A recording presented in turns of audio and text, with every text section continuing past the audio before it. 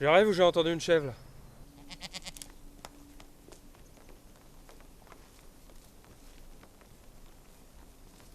Mais qu'est-ce que c'est ça? Ça, c'est le nouveau maquis, les copines. Votre nouveau lieu de vie. Ah d'accord. En fait, on était carrément arrivés, c'était pas une blague. 150 000 morts en 2 petites années de conflit. Les minorités persécutées. Les femmes et les enfants survivant dans la misère et la terreur. Vous pensez que je vais en faire souvent des blagues? Bah vu comme ça. Oh merde! Mais quel est le con qui a mis le café en plein milieu là? Bon, bah je vois que le petit déj est terminé. C'est bien. Dans 2 minutes, en tenue pour exercice. Et après, je vous fais découvrir les lieux. Exécution. On peut pas redormir juste un petit peu avant? Il est 7h du mat. Et vous venez de faire ce que j'appelle une putain de grasse mat. Et c'est la dernière que je vous autorise. Maintenant, si le cœur vous en dit, vous pouvez tenter l'aventure. Allez-y, recouchez-vous.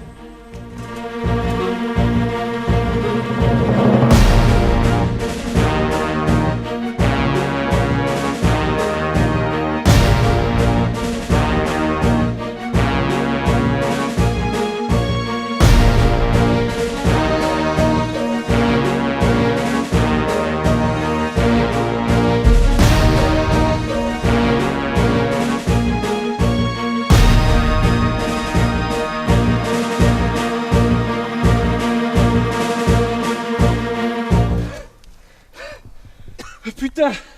Mais il est taré, Hannibal! C'est pas pour prendre sa défense, mais quand même là, visiblement, on en avait besoin. Et Manon, pourquoi elle court pas là? Oula, c'est un agent de liaison. Soyez sérieux un peu là. Ah non, mais si elle veut la parité un jour, elle... Bon, reprenez-vous, Saint-Antoine. Hannibal sera là dans 5 minutes. Ah bah il peut venir, hein. Ça me dérange pas. Hein. Par contre, s'il pouvait éviter de nous faire crever dès le premier jour. Vous le connaissez, Joe? Vous le connaissez bien? On peut dire ça, ouais. Mais qui c'est, bordel? Un genre de taré, c'est ça? Pour comprendre Hannibal, faut d'abord comprendre qui il était avant. C'est-à-dire? Avant, il s'appelait Dessac. Patrick Dessac. Et la vie a été plus dure avec lui qu'avec tous les sacrifiés des temps modernes. Il est né dans une famille pauvre. Né dans une famille ridiculement pauvre, le petit Patrick Ivan Dessac a eu ce qu'on peut appeler une belle vie de merde. Mère morte en couche, paternelle disparue à Verdun, la vie du petit Dessac tourne au drame lorsque Toby, son Saint-Bernard, s'étouffe en essayant d'avaler une sandale. Patrick a 10 ans et sa grand-mère l'envoie dans les ordres pour parfaire son éducation. Mais vu sa jeunesse difficile, le jeune garçon ne croit plus en rien. Il ressort à l'âge de 15 ans après avoir définitivement dit non à la religion. On touche pas aux gosses!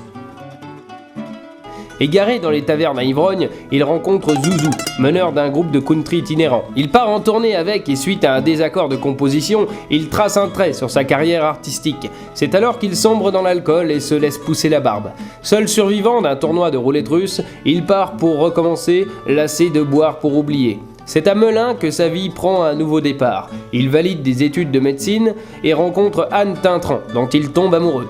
Il a 20 ans lorsqu'il l'épouse et lui fait un enfant sur le radiateur de la cuisine. Devenu médecin dans l'armée, il s'accroche, mais l'expérience tourne court. Il semblerait que le jeune Dessac est plus doué pour ôter la vie que pour la préserver. Aïe, j'ai mal. Qu'est-ce qu'il y a, t'as malou? J'ai mal au poignet. T'en bouge pas. Ah Voilà, ça va mieux. Après avoir cherché sa voie pendant des années, Patrick Dessac semble pouvoir s'épanouir. C'est juste après la disparition de sa grand-mère, dernier membre de son passé obscur, morte après avoir déclaré sur son lit d'hôpital « Quand faut y aller, que Patrick Dessac rentre dans les troupes d'élite. Y faisant preuve de force, de courage et de leadership, il monte en grade et prend le surnom d'Hannibal, allusion au chef militaire qui défendit Carthage et botta le cul des Romains pendant quelques années en 200 avant Jésus-Christ. La guerre éclate et Hannibal est envoyé en Finlande où il casse du boche et mange du phoque, comme il l'écrit dans une lettre à sa femme. Mais la femme en question ne lira jamais le courrier. Elle meurt avec son fils Jules au cœur d'une nuit de bombardement nazi. Définitivement déglingué de l'allumage, Hannibal s'illustre à Dunkerque où, retranché avec les armées françaises, britanniques et canadiennes, le destin lui fait croiser la route de Joseph Preskinski qui est piégé dans une maison en ruine face à toute une compagnie. Salut, t'as des munitions? Bah là, il y a une pelle. Ils sont combien les boches? Ils sont beaucoup. 273 cadavres nazis plus tard, c'est après avoir réussi l'exploit de survivre que le désormais surnommé Joe Lapel partira avec Hannibal à Londres, nouveau bastion de la résistance française. Leur goût irréversible pour l'alcool bouclera la boucle de l'histoire en leur faisant rencontrer le mystérieux. Et c'est comme ça qu'on a rencontré V. Enfin voilà, c'est... Petit condensé de sa vie. Ah ouais, quand même. On y va pourquoi déjà? Parce qu'on est censé les chasser. Mais on va pas le faire tout de même. Nous voyons Friedrich, bien sûr que non. Tu m'as dit que c'était tes amis. Donc, nous allons les prévenir. Parce que moi, hein, la guerre, hein, ça m'intéresse pas plus que ça. En plus, ils sont gentils. Et moi, je n'ai jamais été un nazi. C'est une peine que le colonel Form nous fasse confiance. On joue un double jeu en quelque sorte. Ça tombe bien vu qu'on est deux. Cette tête qu'ils vont faire quand tu vas leur annoncer que tu as pris du galon. Ils vont nous accueillir en héros. Et on va encore rentrer pétis comme des coins.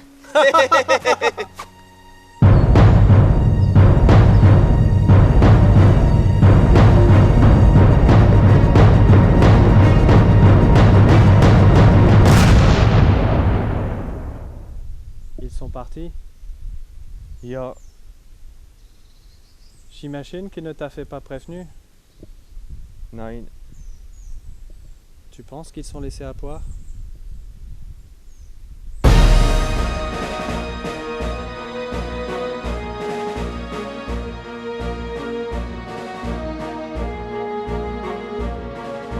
Attends, je rigole.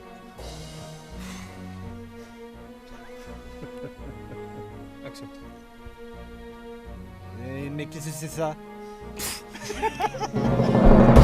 C'est bon, bah on l'a tenu, hein, on s'en fout. Tant qu'il y a...